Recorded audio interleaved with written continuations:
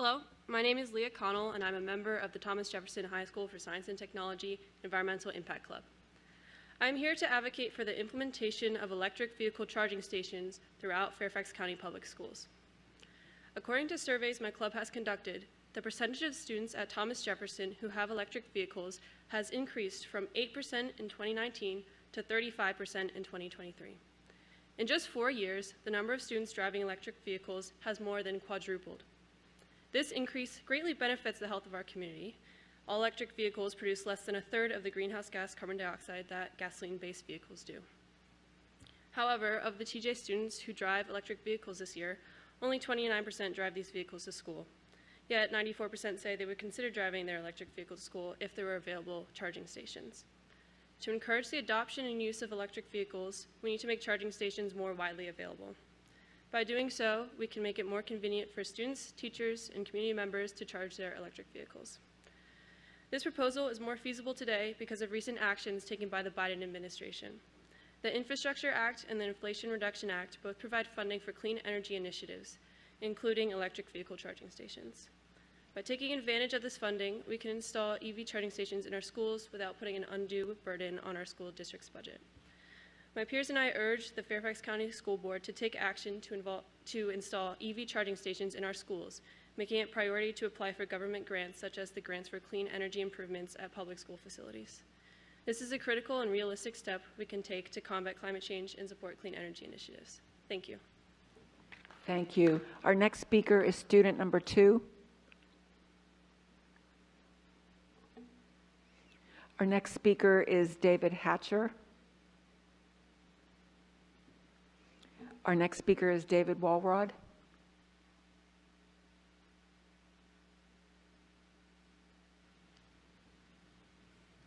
Good evening, Chair Sizemore Heiser, Dr. Reed, members of the board. Recently, you looked at the draft Special Education Enhancement Plan. One of the objectives highlighted was as a necessity was using research-based practices, FCPS will create systems that provide staff with the time needed to effectively plan for and implement actions required to effectively perform their job functions. Imagine my surprise then when the board was given a list of 64 different proposed deliverables and only one of them had to do with delivering time. Deliverable 3.2.4 said, adjust timeline for completion of IEP progress reports to allow special education teachers more time to enter data. Our special education teachers are tired. They are stressed. They are burned out. We started the year with almost as many special education teacher vacancies as with all other teaching positions combined. That problem has not improved. Since then, we've asked our teachers to take on larger caseloads. We've asked them to complete paperwork for substitutes and non-certified teachers who cannot do the paperwork.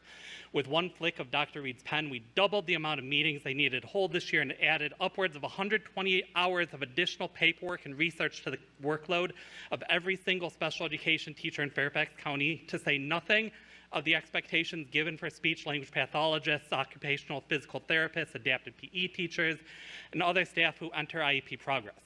We cannot create a list of 64 deliverables and then have one that eases workload for teachers. We can't. We can't keep asking our teachers to do more. Recently, Dr. Reed held a town hall with special education staff, and I think she heard loud and clear how tired and overwhelmed our special education staff are. And yet there are 64 deliverables, most of which will require direct action from our SPED teachers, either in attending meetings, trainings, relearning programs, taking additional steps, and one designed to give teachers a little bit more time. Student learning conditions are teacher working conditions. Students can't learn from a teacher that's left the profession due to burnout. We need to do better. Thank you. Thank you. Our next speaker is Phil Lowe.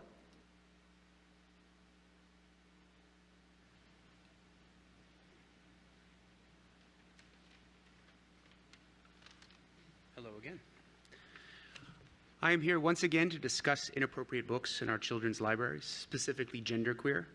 I've complained about it before, and I've even read a few pages out loud in here, but this board sees fit to keep it in the library, and I must wonder why.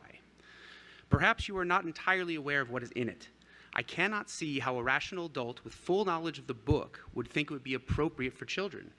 Contained in this book are graphic depictions of masturbation, graphics of male-on-male sex, although the author is imagining herself as a man and is depicted in one in the picture, graphics of female on female sex, a drawing of vaginal fluids, discussion of oral consumption of said fluids, a vibrator, discussion about using a vibrator, a strap on artificial penis, a graphic depiction of a female performing oral sex on said strap-on while the protagonist was wearing it, and a very graphic depiction of two naked males with erect penises. Once again, one of them is the author's imagination. In what is probably the most ridiculous claim I've ever heard, the protagonist several times declares herself asexual. The entire book is just her talking about her sexual encounters, her sexual thoughts, her sexually pleasuring herself, and others engaging in sexual gratification. The protagonist is obsessed with the act of sex. And while this book sounds like a wild weekend in Tijuana, it is not appropriate for children. Peddlers of this book to children are no different than the Dalai Lama asking a child to suck his tongue. You have a position of leadership and guidance over our children, which we and parents has temporarily granted you. To put all this bizarre erotic material in front of kids can have no decent purpose. Even in the most charitable interpretations of this book as some kind of guide for a child entering into sexual maturity, it is not your place to sexually guide them.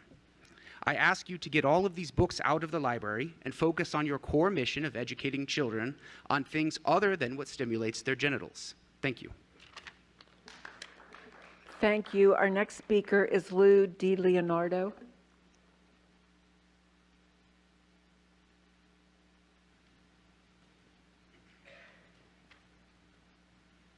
Good evening, revered board. Let me begin by just saying that the reports show that Fairfax High School SAT scores are down 27 points since 2018, while going up 14 points in the rest of the state. Where is the school board? So far, 17 Nova high schools have not or did not inform parents that their children won National Merit Awards in time to include this information on college applications. This willful withholding of such information is pure racism against Asian and white children in the name of equity. The schools include Thomas Jefferson, Langley, Marshall, Annandale, and more.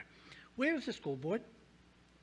Governor Youngkin has said that the Fairfax County School Board has a, his words, maniacal focus on equal outcomes. In other words, the same scores, equal scores for all students, whether or not they earn them through hard work and study. Some books, as you just heard, in some high school libraries are pornographic in nature. One, Genderqueer, shows a lifelike caricature of a young boy performing fellatio on another boy. And there are other examples, but I won't share them. Where's the school board? Do you know about this? Then there's critical race theory that pits children against children by teaching that some are inherently racist. Children, while others are never racist but always victims. CRT is sometimes known as social emotional learning, social justice, whatever.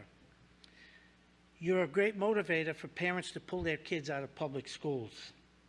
They should be able to go to private or parochial or be homeschooled with the money otherwise spent on them in public schools being used to get a real education outside of FCPS. I will just leave by asking you individually collect. Thank you. Thank you. Our next speaker is Mark Spooner.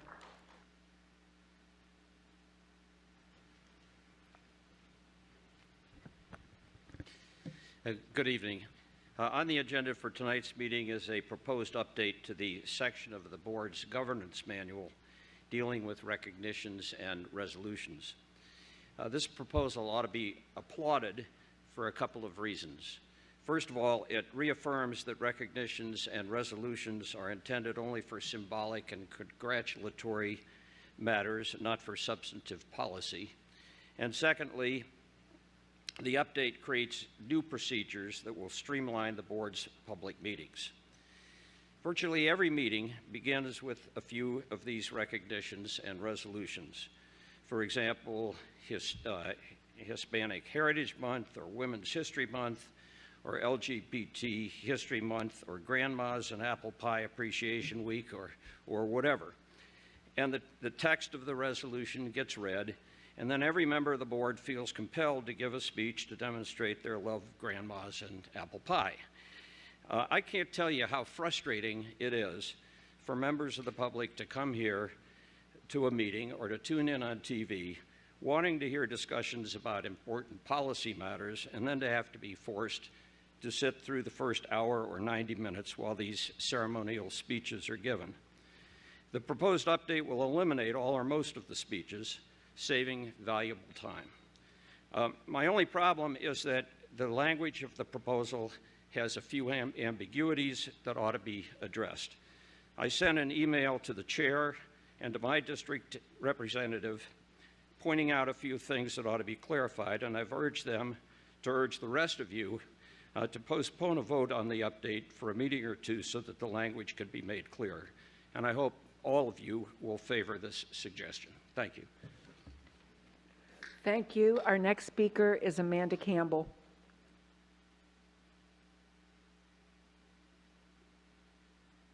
Good evening. I am speaking tonight on behalf of Fairfax County SEPTA regarding staff retention and support. SEPTA is also very concerned about the retention of special education staff going into next school year. SEPTA agrees with many of the long-term goals regarding staff capacity that were presented at yesterday's work session.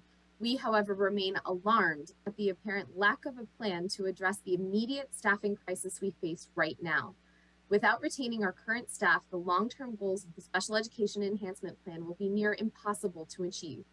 We fear for the future of our special ed staffing, as so many teachers and IAs already have or are planning to retire or leave due to burnout, work overload, and a lack of visible responsiveness to their requests for help from senior administration. Additionally, for years, special ed staff has lacked the resources of central office developed lesson plans and planning and pacing guides that have been consistently made available to general education teachers. Gen Ed has a curriculum development team consisting of 21.5 positions whose main focus is developing those planning and pacing guides and lesson plans, 4 of which those positions are devoted entirely to advanced academics planning. But DSS has never had any dedicated curriculum development staff until this year, when ESSER funds paid for a 4-person team to develop centralized materials. Unfortunately, these positions will disappear entirely at the end of the year when ESSER funds expire, as they are not currently included in next year's budget. Intentionally or not, this disparity communicates volumes about which staff and corresponding student populations FCPS prioritizes. This is one more example of how the siloing of special education and FCPS results in clear inequities. Please amend the budget to continue to fund these 4 curriculum development positions which support special education teachers and, by extension, the students who benefit from and absolutely require quality resources dedicated to their needs. I have attached sample lesson plans and other related sources to my electronic submission. Thank you. Thank you. Our next speaker is Cheryl Binkley.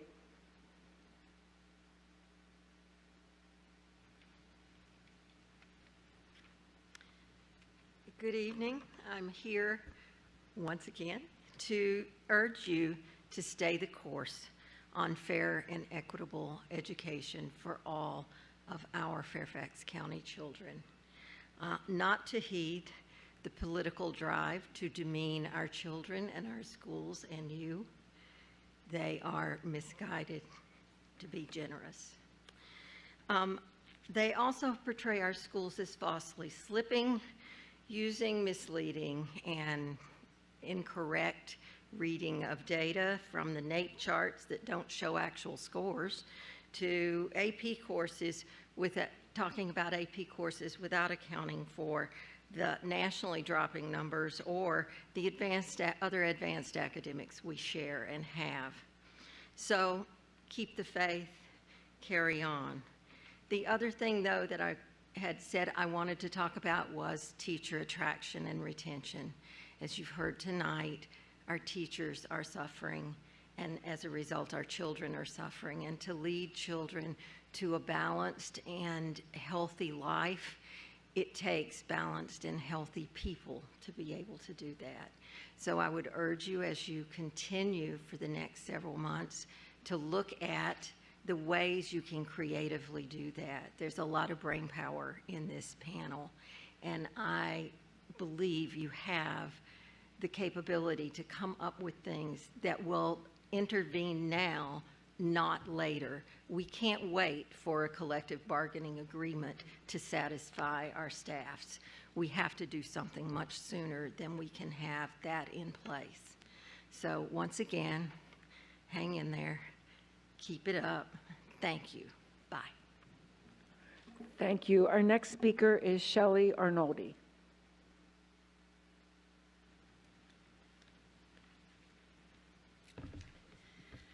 Hi, my name is Shelley Arnoldi, and I'm here to discuss parental rights and the fact that you don't seem to care about them. Last fall, shortly after the governor introduced the new model policies that required schools to notify parents if a child reports having gender dysphoria, I asked Dr. Reed in person at a community forum if FCPS would be following it. When she clearly answered no, I asked if parents would be asked for input. Her answer again was a clear no. I would like to discuss the negative consequences resulting from keeping secrets from parents. Gender dysphoria is a social contagion being spread among teens at school through social media, and FCPS is promoting it. Please read Abigail Schreier's book, Irreversible Damage, The Transgender Craze Seducing Our Daughters, to better understand this trend. Last year, I met a mother of my daughter's classmate who learned her daughter was using a boy name at the end of the school at an award ceremony. That same girl had a birthday party with 15 girls attending, and only 2 said they would consider themselves straight. 2 of my daughter's small group of friends are girls living as boys, one of which I know she has had her breast surgically removed. I'm sad to know these girls likely will never know motherhood because of medical choices made for them as children. A few months ago, I met the mother of a child who had the worst possible outcome from the school keeping secrets from parents. Despite the school being aware that the girl had mental health issues, she was encouraged to change gender and use the boys' bathroom, where she was assaulted. She then ran away from home thinking she was meeting a trans friend she met online and ended up being sex trafficked, beaten and raped in Maryland and Texas. The episode lasted nearly 6 months. Her mother was able to rescue only with the help of the Family Foundation, and she's on her long journey to recovery. There appears to be a direct correlation between prescription psychiatric medications and gender dysphoria, drug overdoses, suicides, and assaults. Please move your focus from divisive concepts like diversity, equity, and inclusion, and research the problem of over-prescribed psych medication and depressions caused by them. Thank you. We also have one video testimony submitted by Dion Dixon.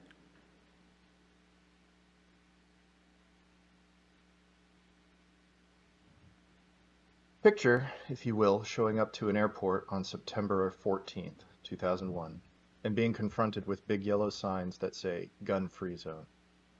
No other changes to security have been made, just the addition of these signs. If you don't know why I picked that date in particular, it's because it's when the United States reopened air travel to the public after the tragedy on 9/11. After witnessing one of the most horrific attacks on U.S. soil in our history, we realized that our airports and aircraft were soft targets easily exploited by people with evil intent.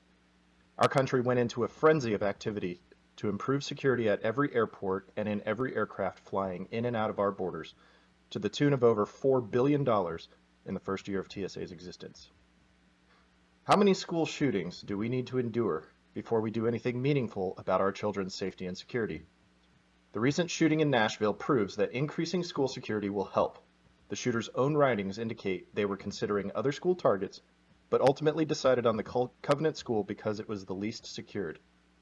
Greater security at those other schools was a deterrent to the shooter. The Washington Post estimated in 2018 that providing 6 to 8 armed guards at every school in the nation would cost up to $109 billion per year. It sounds like a lot of money, but distributed among our nation's 121 million taxpayers, it comes to just $900 annually per taxpayer. How many of us would pull $900 out of the ATM right now to never have to see news coverage of another school shooting again?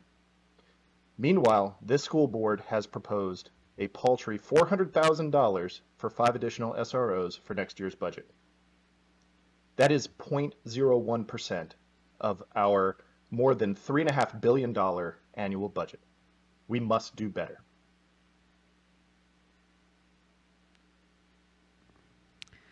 Thank you. Agenda item 3.02,